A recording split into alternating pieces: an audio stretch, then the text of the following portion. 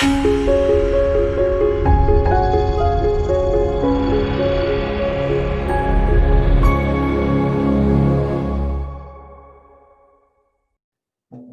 right, so welcome to everyone. Yes, welcome to Get Organized, right, Pat? With Dr. Pat Manning. This program is brought to you by Yonkers Public Library, also by Friends of Crestwood Library. We're so excited that Dr. Pat has agreed to put her program online because we used to meet 7:30s on Thursdays once a month at the Crestwood Library. And now we meet once a month, and we're going to go back to 7:30 as a time, and we're going to meet on a Thursday night once a month, and the next meeting is going to be September 10th at 7:30, and the topic will be paperwork. So on that note, I'm going to let Dr. Pat introduce this session's topic and take it away. Okay, we have, we're going to do emergency preparedness. Not my favorite topic. I'm better with things like paperwork, but it is an important topic, and especially since, you know, we just had a storm that, you know, caused a lot of difficulties for a lot of people in terms of, you know, no electric and whatever. You know, there is no way that we can cover every eventuality. Like, even when you think about Westchester County, I remember in 1985, when we were getting ready for the Friends of the Crestwood Library Fall Food Festival, there was an earthquake. It was in Ardsley, that was the epicenter, but we could hear it sounded like an explosion here in Crestwood. And it didn't affect us that we had to, you know, prepare for emergencies, but it's the kind of thing where it's like, oh my goodness, that could happen here. That's something that happens like in California, right? Not here. We've also had, there was a tornado in Hawthorne in, I think it was 2006. We had Hurricane Irene in 2011, Hurricane Sandy in 2012. So there are always like those kinds of weather events that can, you know, cause us problems. That can also be a fire. There could be a lot of things going on. Right now, we're living through a pandemic, and that's also, in a lot of ways, an emergency kind of thing. You have to like really plan out what you're doing, and we're going to be getting into sheltering, different kinds of sheltering. One of the topics that we're going to cover tonight. I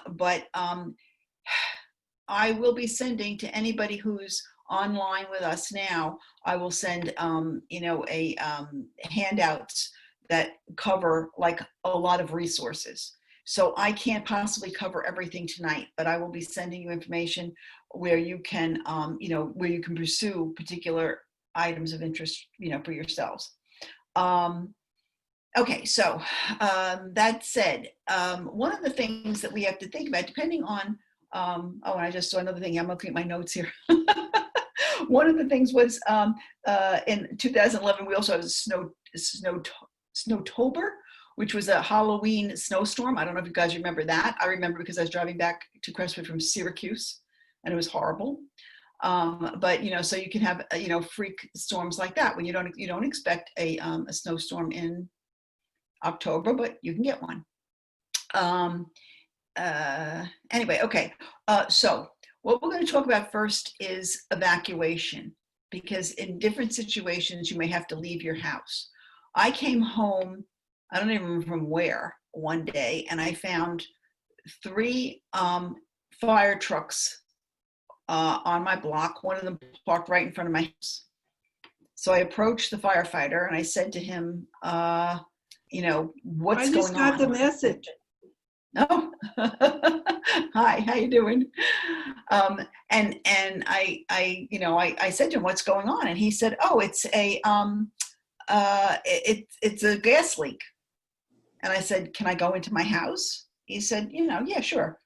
But when I went into the house, I'm thinking to myself, oh my goodness, if they knock on my door and say, you've got to get out like now, what should I take?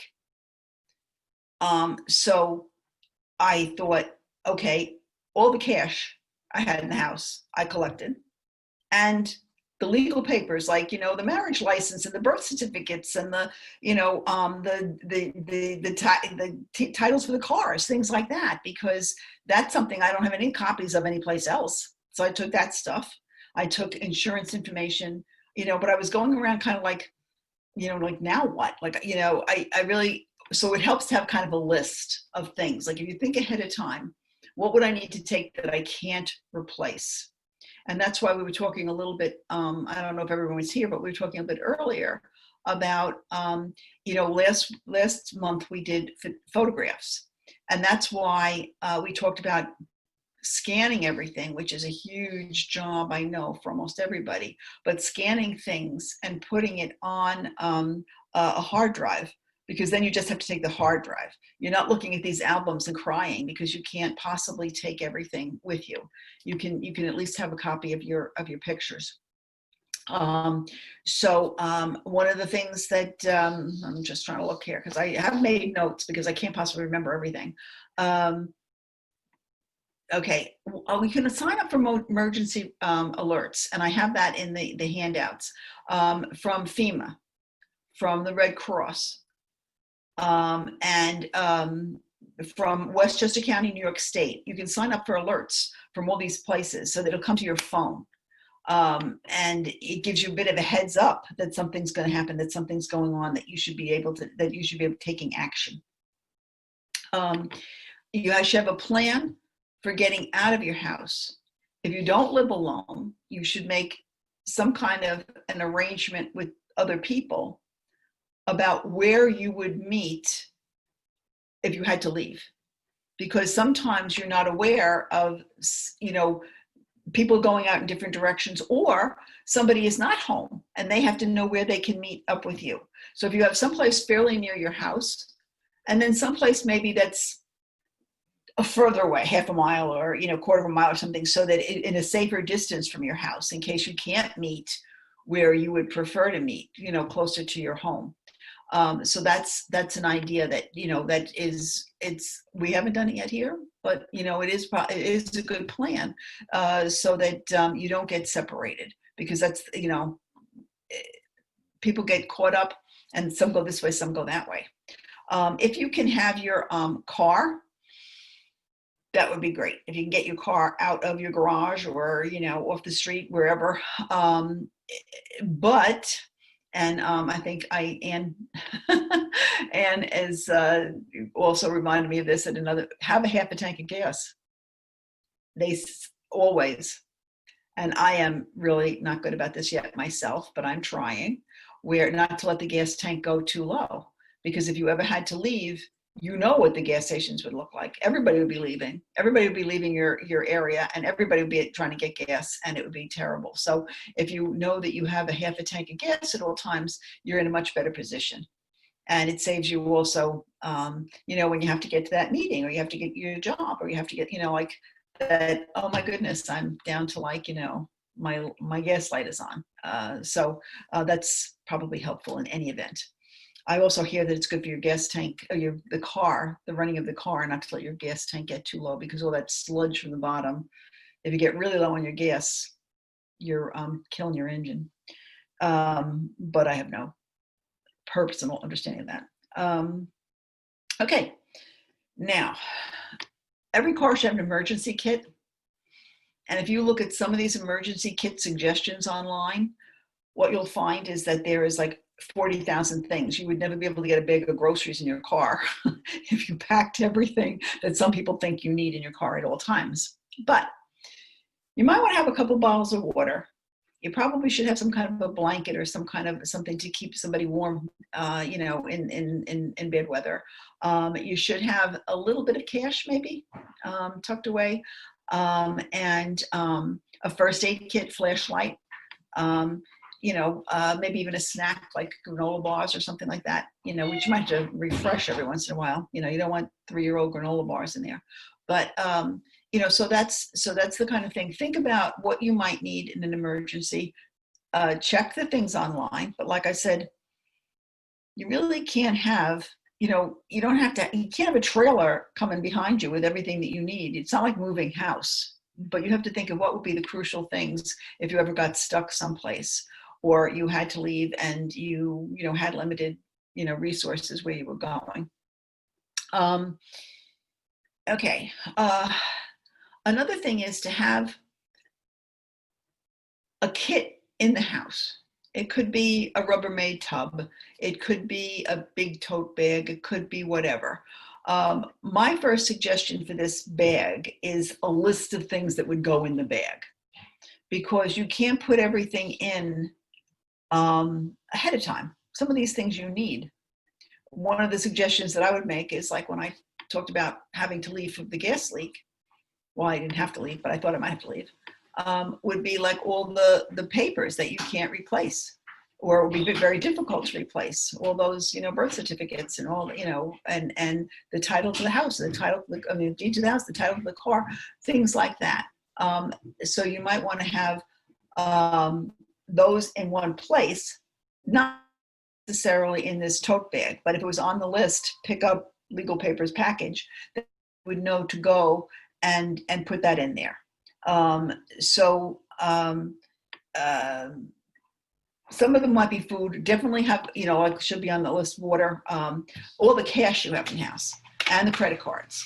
Because the big thing to me would be that if you go out, if you have to evacuate, you can't take all your clothes. You can't take all your toiletries. You can't take, but you might want to buy them. So you have to have the wherewithal to buy those things. You can't stop and, it's not like packing for, Bermuda, and you have a list of things, and you're bringing your shampoo, and you're not going to have that stuff. And that's not crucial. You need to worry about your life first. Also make sure that you have a couple of things that you have to make sure you have: insurance information for your house, your car, your health, all your life insurance, all of those things, the policies, or even a list with the number of the policies and all. You have to have some kind of insurance information with you in case you lose the house or the car or the, whatever. You need to have that. And medical information. You need the medical insurance information. You need to have a list of prescriptions. You should bring your prescription medication, and you should have some packets in the freezer. If you have medication that has to be refrigerated, there's a lot of medications that have to be refrigerated. You should have ice packs in the freezer that you could put in a bag with the medication that has to be refrigerated, so that you can bring that with you. So those are kind of like the basics, I think. If you have a backup drive with your pictures, take that. Also, your emergency contacts, people would need to contact, and your physician's number, anything that you consider vital, print it out, print a list. You might not be able to access the information on your phone.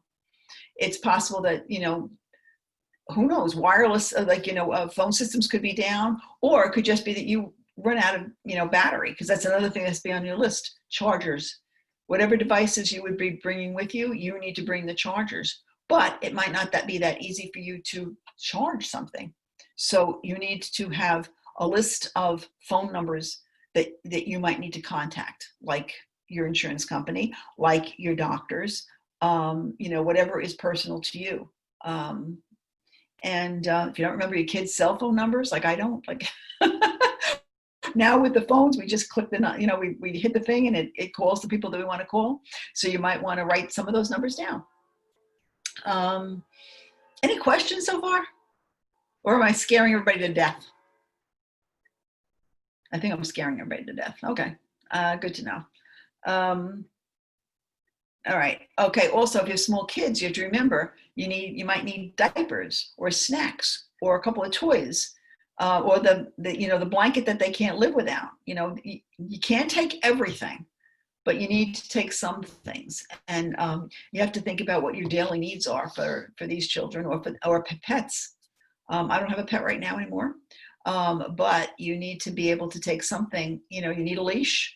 If you have a dog, you need to bring a carrier. If you need to have a cat, you need to bring, if you want to save that pet, there are certain things that you're going to need to bring with you for the pet. Okay. All right. So a lot of this, like I said, can be done ahead of time. When an emergency arises, you really have to be able to set your priorities at the time. A lot of things are nice to have, but your life is more important than, like having the moose that you use every day. Okay.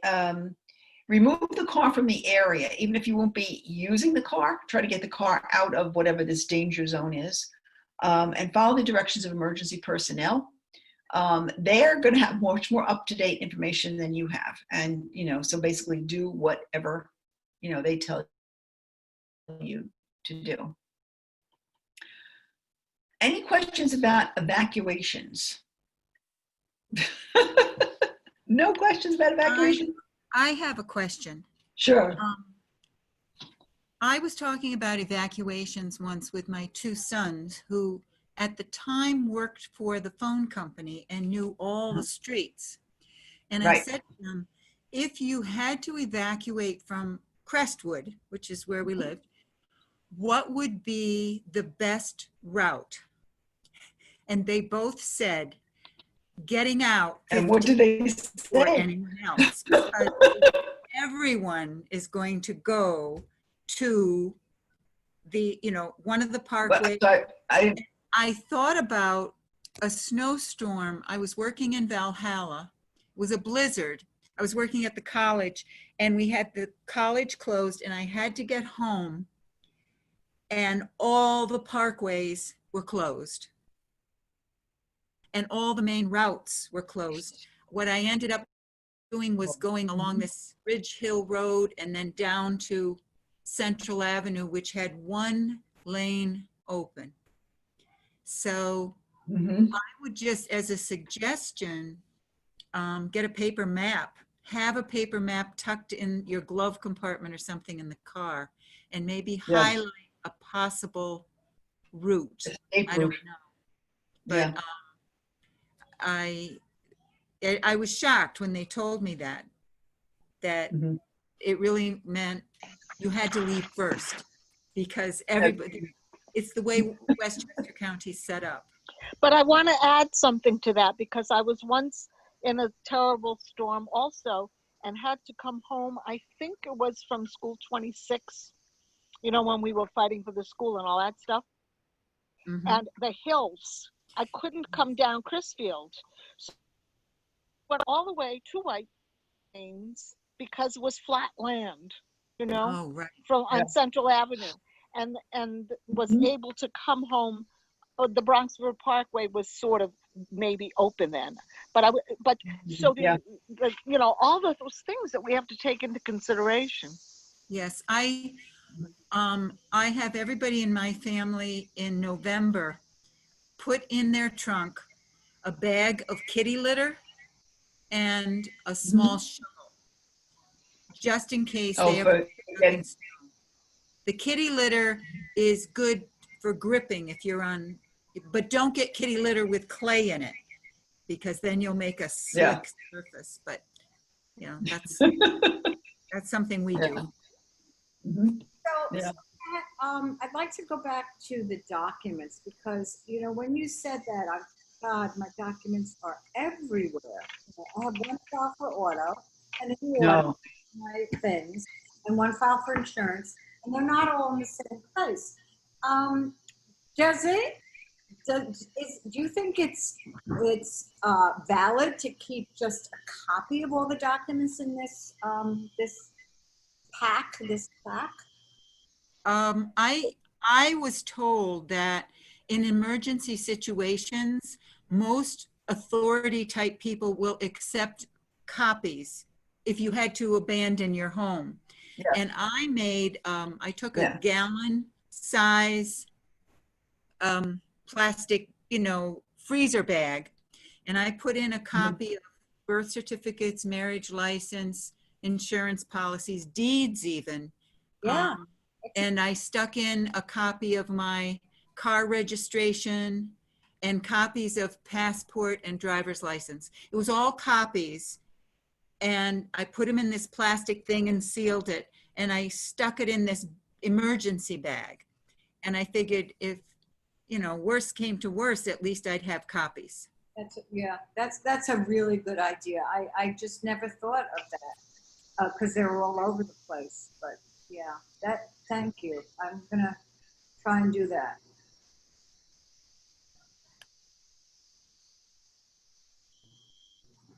were frozen. Is everybody else frozen? And I had a safety deposit box. Well, Pat's frozen. You're not frozen, Ann. No, I I'm not unmuted. frozen. But I Is it had safe? things in a safety deposit box. Now the bank closed and I had to either move it. I took everything out, but I was thinking maybe I wouldn't bother getting another one. I don't Right. know. Do any of you have safety deposit boxes? That was sort of the way people did things. Right. Well, we have a safe in the house where we keep all these documents. But I mean, if there's an emergency, you're gonna have to go find the number and get it out. I'm gonna have everything in that safe. But I think that and that idea of having the copies there, and the originals I'll keep in the safe. I think the really important stuff. Well, one of the things about safe deposit boxes that I will say is you should not have a will in the safe deposit box. Why not? Because you may not be able to get into the safe deposit box if that person's name is on it. Like, in other words, like if it was husband Well, and wife, for example. it's good to have somebody else also have access. Yeah. The thing is, if the decedent is on it, you can't get the will. You know, like if the will is in there, if the original copies of the will is in there. But the like other things, yes, I would say it'd probably be a great place. I also do think you should have a copy at home of any document that's in the safe deposit box. Right. Just so that you have, like in an emergency situation, the bank, you might not be able to get in the bank might be flooded or whatever, Right. Right. So, yeah. And also, if there's a power failure, a lot of the bank's vaults require electricity. They're electronic now, and Right. you might not be able to get in. Bring your own generator. Yeah. Yeah. Well, for some reason, I stopped with my safe deposit box. I don't use it anymore. I mean, I closed it off. I think when the bank was starting to increase the cost, and I was using it less and less. So, Yeah. Well, as I said, I cleaned mine out and I haven't moved it to another bank Yeah. so I may just put it all in a bag. Right. yeah. Well, But meanwhile, I was gonna say, but make a copy anyway. Right. Make a copy in another bag. Yeah. we Or have, the thing is, like make copies and give it to, one of your kids, so that it's out there, like somewhere. Right. That's a But- good idea. Yeah. So, anyway, so anything else about evacuations before we move on to sheltering? Oh God. Sheltering? Sheltering, yes. Okay, because depending on the emergency, there are FEMA tells us there are 3 kinds of sheltering situations. Okay, so the first is stay at home, and that's really what we're going through now with the COVID pandemic. Is that we are supposed to stay home, only go out when it's absolutely necessary, or for exercise or whatever, or in your own backyard. If you're going to communicate with others, do it by, on the internet, on the phone, and maintain social distancing if you're not at home, all of those things. Okay. So that's the first kind of sheltering. And where's my other side? Okay. Okay. The other is mass care sheltering. And this is what we're used to seeing, when they have the Red Cross, centers where, you can go if there's a flood and, the gym is open at the local high school or something. And that's, not ideal, but, we're pretty glad to have it if you need it. And they suggest that if you have the to-go bag or if you have anything like that, bring it with you, because you can't always get the things that you need in that kind of a situation. Bring whatever you can.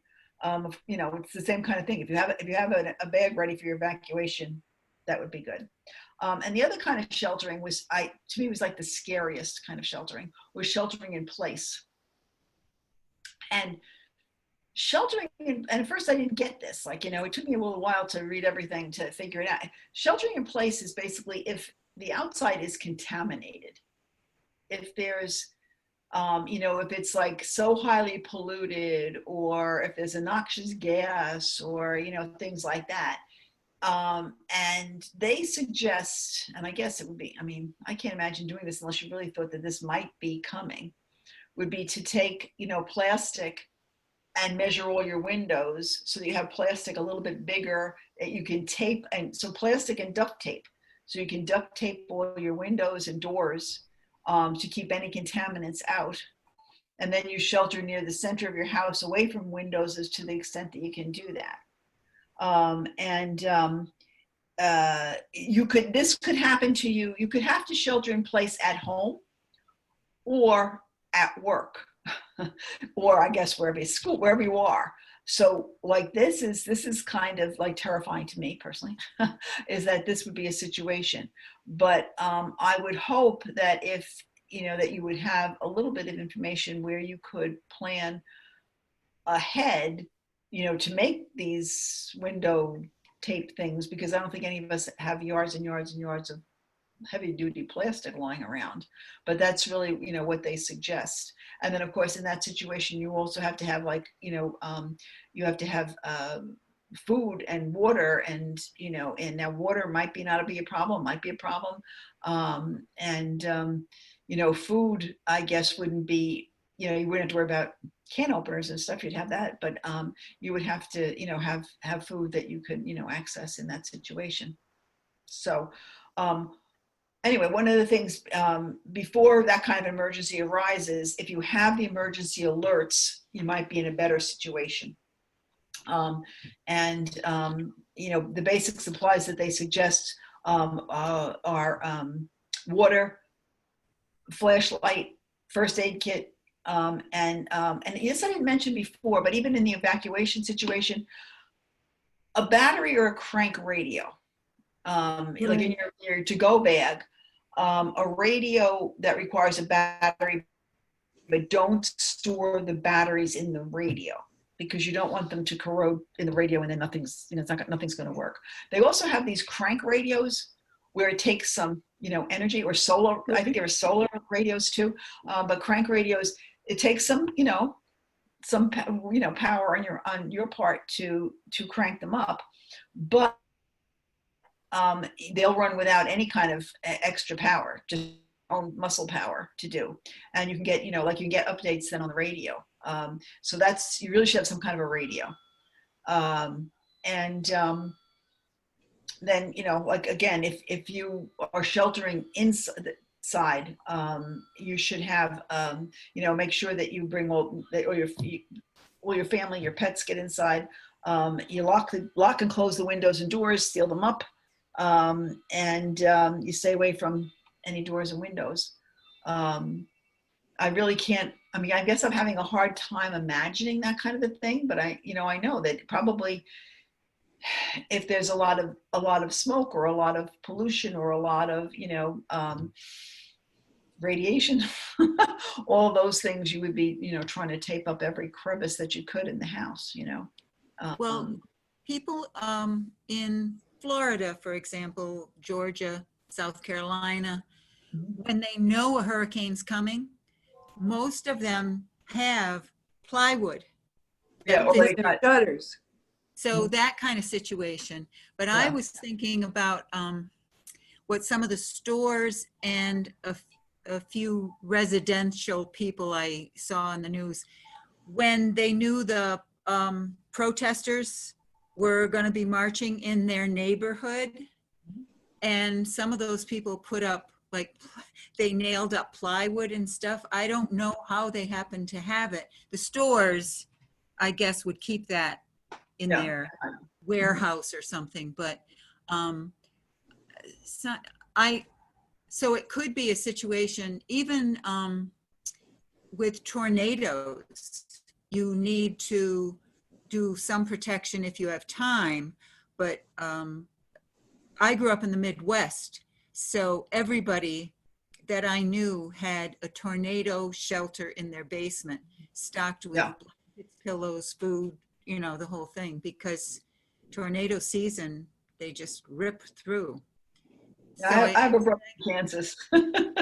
yeah, so, but, and when you were talking, I thought, well, that's not likely to happen here. And then I thought, well, nothing that's going on now did I think was likely 6 months ago. Listen, So 2006, there was a tornado in Hawthorne. right, And- yeah. No, I And remember that. And I remember because I had occasion, because I had rotator cuff surgery and I had to go up to Hawthorne to my physical therapy. And I remember being blown away by whole lines of trees just completely cut off, like, 12 feet above the ground or whatever. And the California closets or whatever it is, the tornado just went right through it. It was like, it took my breath away to see the devastation. I mean, I don't think there was much of any loss of life or anything like that, but it was just like, you could just see the power of some, and it's not that it can't happen here. It's not, it's only the once in my whole lifetime that I remember that I recall there being one, but it's not impossible. Not impossible. No. But what are we going to do about that? You can't plan ahead for some things. Right. Because something like that comes up quickly. And if you live in Tornado Alley, you're much more ready for it. You just run down to the basement. But, we don't have that. I mean, we can run down to the basement, but we're not going to be as prepared, Yeah. So anyway, can anybody think of any emergencies that I haven't talked about that I might not even be aware of? The only ones I can think of are when some part of the infrastructure that we rely on fails. This happens sometimes like in flooding conditions where water treatment plants are damaged or can't function. I have a memory of the water treatment plants failing, one or two of them failing in New York, in the city. It might have been during a hurricane or something. It didn't last forever, but the week that it lasted was pretty dire. You mean where you had to boil the water? If you can get water, the kind of the main breaks, and so maybe your neighborhood. I mean, hopefully, people a few blocks away you could go to their house and get water. But those kinds of things, infrastructure, bridges out, or in a storm when the electric goes, the infrastructure breaking down, those are the kinds of things. But I think everything you said would cover it. You either evacuate or you shelter in your house. Right. So all those things would apply. Yeah. But the most important thing of all, I think, and it's something that I've really begun to think about now that I hadn't really, until I started reading all this stuff and making myself a complete nervous wreck, that I hadn't really considered is like, it is good to think these things through and have a list. And a list that you could maybe you'd add to every once in a while. And you have to recognize that you might not be able to possibly get everything that's on your list or even get it out of the house. But to have like a big tote bag or a Rubbermaid box or something where you put some things, because some things like the copies of all your, your legal papers and your insurance information and telephone numbers and stuff like that can live there, That's not gonna, you just might have to update it, and that's one thing I do suggest in the notes is to update it, every 6 months or every year. Check it out and see if everything's, still, okay. You might want to put some bottles of water in there, but it's not going to be. It would just be a little to tide you over, And I think water is also supposed to expire. I don't know why, but I think so. I think they just put those dates on because everything. That was my thought, yeah. But start thinking about things. But mostly it would be the list, because if you're running around like a chicken without a head, it helps to say, okay, I got to pick up this, and put it in this thing and get out of here. You don't have it makes it short circuits you know, like it gives you something to do and to focus. And you're likely to wind up with at least a lot of the stuff you need, if not everything. So. No, it's One a of good the idea. things that I have not done recently is talk about all of this with my family in terms of where would we meet up, how would we contact each other, and what is your plan? Now, I have friends, when they moved to Florida, they had a plan in place. They had a bag in their front closet by the door that contained the things they would need if they had to leave, because they were right on the ocean. And I'm sorry, they were what was right that? on the ocean. Oh, And okay. they had a bag by the front door. It was in the closet. And they did once or twice have to leave their home. But when the alerts came, they had a list. They took it out, got the stuff, and left, just grabbed the bag and left. And I haven't done any of that kind of thing. No. I always assume everything's going to stay the But same. you know, those are like, just like the people in the Midwest where tornadoes are a recurring event. In Florida on the ocean, you're worried about hurricanes. So, you know, and you can have an escape route. Like you could even have a hotel, you know, like in Alabama or someplace, you know, where this is where we're going. This is, you know, this is the, you know, and you could know the route and everything, and you know what you're going to do. For us, you know, we have some things happening, but it's not, you know, except for hurricanes, which aren't like as severe as they are in you know, on the coastal areas. It, you know, it's hard to tell what's going to happen. Right. You know, like an earthquake in Ardsley, for goodness sakes. You know, that's not something I would expect to have, an earthquake, but could happen. So, but you know, still, you plan to the extent you can plan. And it's like, what would I have to take if I couldn't come back to my house? You know? I'm laughing when you talk about the Ardsley or the Dobbs Ferry. What did you call it? Ardsley? Ardsley. The epicenter was in Ardsley, yeah. Well, so we were living in Dobbs Ferry on the border of Ardsley and Dobbs Ferry, and I had just had the townhouse painted. And all the seams cracked open. Yeah. But well, it's funny. Yeah, go ahead. I was going to say, when it happened here, you know, the Friends of the Crestwood Library, it was a Saturday morning, I'll never forget, the Friends of the Crestwood Library were having their fall food festival. And I was up early only because I was, you know, packing up stuff for this fall food festival.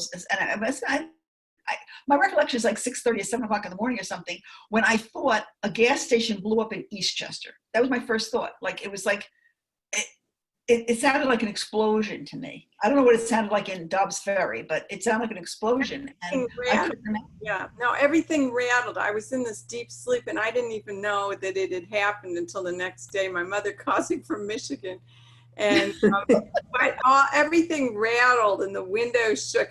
You know, it just, I thought we were going to have a lot more damage. I didn't believe it, so I just ignored it. Always practical. You know, this really, the topic struck home because I just moved into an apartment building in Ardsley now, out of the house. And the past week, the fire alarm went off twice.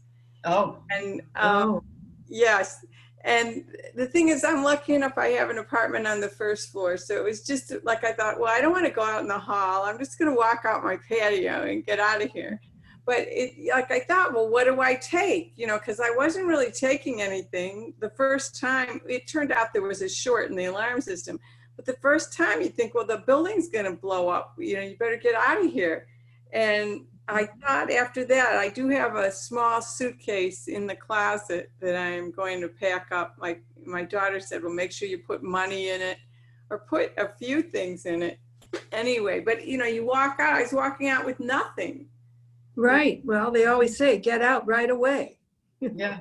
Yeah, Well, but I mean, you can't, a list wouldn't have been good in this situation. You just had to get out, you know. I had to get out. Yeah, that's the most important thing. I was in a hotel fire once. And you know, not that it was a kitchen fire or whatever. It wasn't, well, we didn't know how severe it was. You know, like at 3 o'clock or 4 o'clock in the morning, somebody comes over the loudspeaker. I mean, a mechanical voice comes over the loudspeaker and tells you, like, leave your room, like you know, leave the hotel. It's, you know, fire alarm or something, you know. And I had, you know, 4 kids. My husband and I and the 4 kids, and it was, you know, it was like, you know, so now when I've traveled, I usually have my clothes, whatever clothes I took off are right next to my bed. I can pop into them. So I'm not walking around in my nightgown outside the hotel, like walking around with 50 million other people in their night clothes, you know.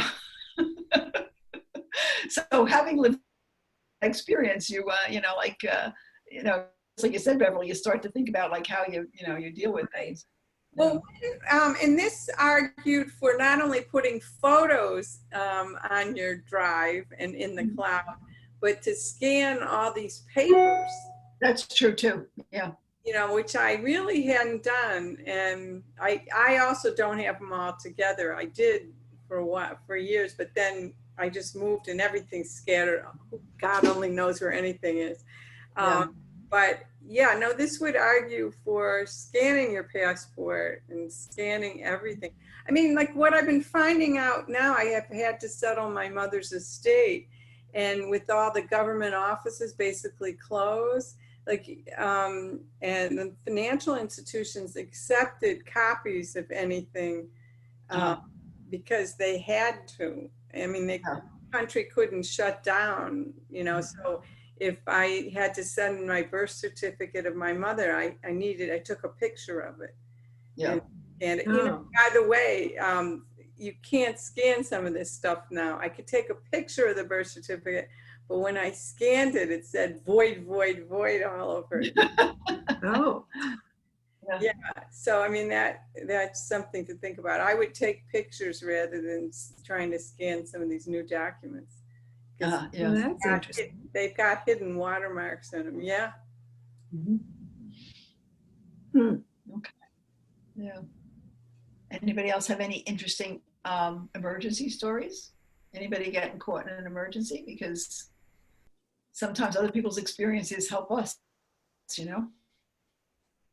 Well, this is just some history that right after 9/11, my son's mother-in-law put together a list of addresses, a big list of everybody, the kids, their cell phones, you know, work numbers, and sent it to me.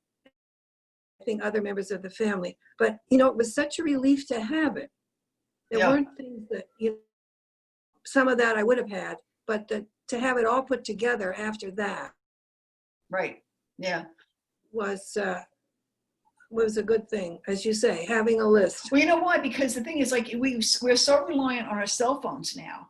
I mean, my life is in my cell phone. Like, if it's not, yes, and everybody's number is in it, and as you say. Like all the contact information, so you don't really think like, oh, you know, like I'm gonna, you know, need this. I have it all the time with me. Right. But you might not be able to charge your phone, or your, you know, like I said, that your provider might be out of, you know, out of commission or whatever, so you don't know that you're going to have it. And so it is a good idea to have some kind of a printed list of at least your nearest and dearest. You know, like, because we don't memorize numbers the way we used to. I used to know all my numbers by heart and everything, you know, and I still know their numbers, but I don't know their cell numbers. I don't know, you know, and my kids. No, I don't either. Because you don't have to. You just push the button on your phone. So. There's another thing. I happen to do this because I never use the same password. It's 2 pages long, but I have all of my, what do you call it? My IDs, my passwords, and my security questions in a printed list. And I carry it with me in case I ever am someplace where I can't look it up, or I'm on a new computer, you know, because Well, that's a good sometimes you idea. I have mine in just a little sign, notebook. you don't have to have it, you know. Yeah, well, you know But what I have, but again, it's on my phone, so it would be a problem maybe if I didn't have cell service or I didn't have. But Right. there are apps that you can get. Like Dawn has one that's called Keeper. I have one that's called eWallet, and it keeps all our. You know, you can put all your websites and whatever, and you know, and your passwords. So it's helpful because who remembers? I mean, there's just so many, and you try to be different because they say if you use the same one all the time, then you're opening yourself up to, you know, if somebody cracks one, then they can get into everything you know that Right. you have. So you really need to have unique passwords. But you know, how many unique passwords can we have before our brains explode? Not too many. So anyway, anything else? How about medical emergencies? Like when you get sick and you don't know, like, that you're going to go to the hospital. Has anybody had any experiences and with that? I always Well, have a list of my medications in my wallet. That I learned. yeah, and one of the things that John and I did, we made sure that I have a list of his medications and the dosages, and he has a list of my medications and the dosages. So that I said I don't want to. The only medication I have is eye drops, but you know, like for glaucoma. But I'm thinking I don't really want to be in the hospital for like a week and not have my eye drops. Like, you know, like that's what's keeping me from going blind. Right. You know, so I want somebody to say, oh, and she takes this, you know. So we just thought that might be a good idea.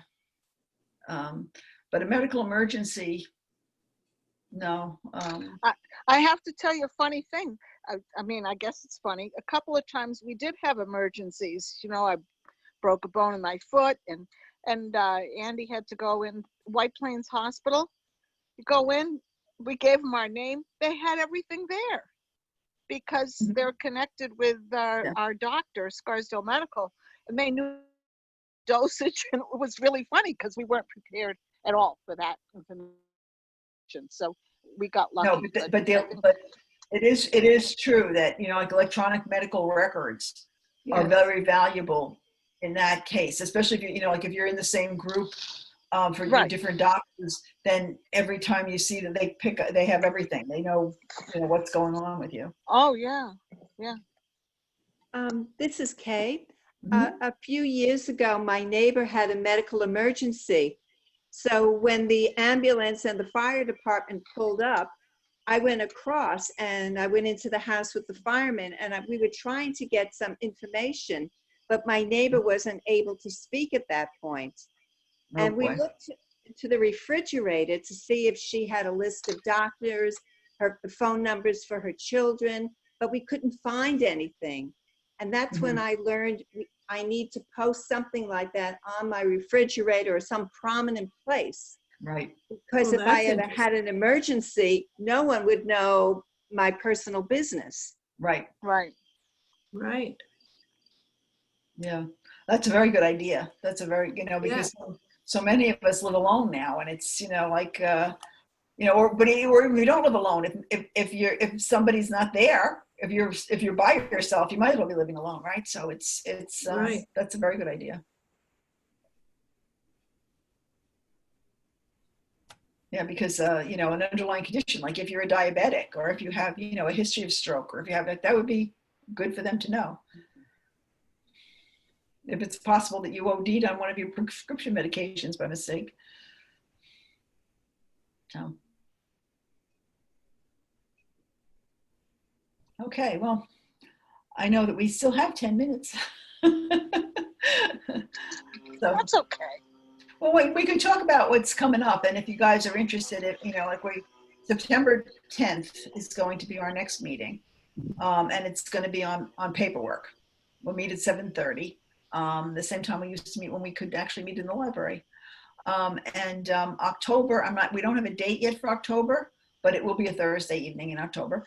And we're, you know, I'm planning on doing, because this was a suggestion people made about, you know, closet organization. And I thought October might be a good time because the beginning of October would be like when you're starting to think about like really fall things. You know, usually through September it's still pretty warm, but by the time you get to October, you're beginning to think about, you know, warmer clothing and changing over that closet. And also that's the plans. But I also would like you, you know, if you can, think about things that you might like us to cover so that we can, you know, we talk about them and we can say, you know, like assess how much interest there is in the topic and, you know, give me some time to plan stuff. I have a question. Sure. Can we talk about, when we do the paperwork, can we talk about what can be thrown out forever and ever? Because I have a problem with that. I don't even that's one of the questions what's behind Question me. I often have. Okay, I'm jotting a note down. Okay. Yeah, it's always a question like, how long do I have to keep this? Do I have to keep it forever? Yeah. Yeah. Pat, I have a thought too. I've been, you know, on occasion in these last few months, starting to clean things out and where to donate because they're all closed now, I believe. And I don't think Big Brothers comes by to pick up things. So I don't know, do we just store them in our basements until one day or maybe maybe someone knows. I think there was something that I saw that I think that Goodwill in Eastchester might be open now. You know, I on think Mill so. Road. I think you have to call and maybe I think Make they're an open. appointment. I wouldn't go over there without calling. Yeah. Right. But you know, yeah, as far as I'm hanging on to, I have a bunch of stuff in my basement for just that reason. That has to go over. You know, I have to get rid of it. So Eastchester, I mean, Goodwill in Elmsford was open initially, and I actually took some things over there. But like the woman in front of me had a van, and she had that packed to the gills. It took her 20 minutes just to unload it. And what's happened there now is because I still have this storage unit, and we've taken mirrors and things over and a whole bunch of stuff that I was happy to get rid of. It came back an hour later because they can't take anything, or they couldn't last week. They couldn't take anything because they just had too much. Well, and the thing is that they're only taking it outside. So they have these outside bins, and when they fill those up, they were done. So the only way, I'm not even sure calling's going to help. Like right now, Elmsford Goodwill wasn't even answering today all day. So well, my thought is calling. What were you going to say? My thought is calling could save you a trip. That was all that I was thinking of, is calling could save you a trip. If you call and they say, oh, we don't have any room, we can't take anymore. They're not even picking up right now. So, I was initially able to drop some stuff off, but I just think everybody has so much stuff, they don't know what to do with it right now. When you know what? People have been home. Yeah. So people have had a lot of opportunity lately to clean out. You know, if you can't go to lunch with your friends, and you can't go to the theater, you can't go to the movies, and you can't clean out the closet. I'll clean out the basement. I'll clean out the attic. So people have accumulated a lot of things that they could donate, and that's adding to this problem. You know, places have been closed. Yeah, I was going to say my go-to place was Veterans, and they were willing to pick things up if you brought them to the curb or whatever for a while. I didn't check into that this week, but they were picking up for a while, like about a month ago. All right, so for next month we'll all know a little more. So I just want to mention Free Cycle for those of you who don't know that. Howard has gotten rid of a lot of things from Free Cycle. You know, the people will pick them up. Yeah, but since the COVID, I think things are different now. Am I right? I don't know. But Free Cycle is individuals. Free Cycle is just people who are willing to come to your house and take something. Like several years ago, we had these two for years and years. We had these iron radiators that had been taken out of the house. They were in the garage before we even bought the house. And John finally put them on foot cycle, and we had these guys come and take them away, which amazed me because they were so heavy that I don't know how they dealt with it. But so that can be a resource too. Yeah, as long as you don't care if it goes for charity, and you don't care if somebody might be making a buck off it, and you don't mind having somebody come to the house. Good. So. Can you guys hear me okay? Excuse me? Can you hear me okay? Yes. Yes, not. Okay, so here was my experience. I had called a company called Hunks, Hunks. I'm putting it in the chat. They came to my home during the pandemic. They came and they donated out to Goodwill in Greenwich and then mailed me the tax return. I did have to pay for it. It wasn't free, but I did get a tax return on it. If some of the items you're looking to remove are things like desks and furniture with which the veterans aren't taking, clothes and stuff like that, just an FYI, in the if you all are familiar with the shopping center where H Mart is, they just put in brand new clothing donation drop-offs. They're brand new. They've been. Oh, I know that's where you can drop off books. The book one, there's one for books and then there's one for clothes. It's where the pod used to be, and they had somebody there taking donations. They've now put a drop in. And it's relatively new. So it's an option for smaller items. Also, School 29 on their campus, which is right up Roxbury Drive, has two huge donation bins where you can drop items in. Not furniture and the like, but clothing and books, you can actually drop in. Okay, But good. that's an open campus. It's not closed. There's no gates stopping anybody from dropping donations in. Now, is that for a particular charity, or where does that go? It goes to the schools. Any monies raised goes directly to textbooks and materials for the schools. Oh, okay. Good to know. Mary Ann, when you say H Mart, which one is it? The one near Tuckahoe Road or the one further north near the Christmas tree shop? That's a great question. H Mart, right by Tuckahoe Road next to Wendy's Takeout. Okay, thank you. You're welcome. I hope that helps. I know I've been in the process of donating, delivering, cleaning.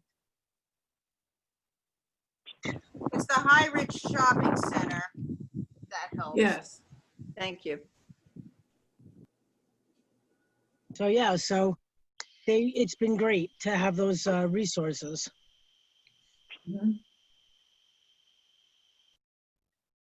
Okay. I think that's our time, actually. Okay. Well, thank you very much. Terrific. Thank you. Thank you so much. Yeah. This was very helpful. Thank you. Yeah, well, Thank you, I Pat. hope it was helpful. It was. It is. Thank we'll you, be doing We have a something everybody. lot of work to do. more in my Bye. wheelhouse, like. So, all right. So I'll say good night to all of you, and I'll see you in September. Thank you. Okay. Good night, everybody. Thank you. For Good joining. night. Thank you. Thank you. Thank you. Thank you. Have a good night. Bye. Okay. Everybody. Bye-bye. Bye.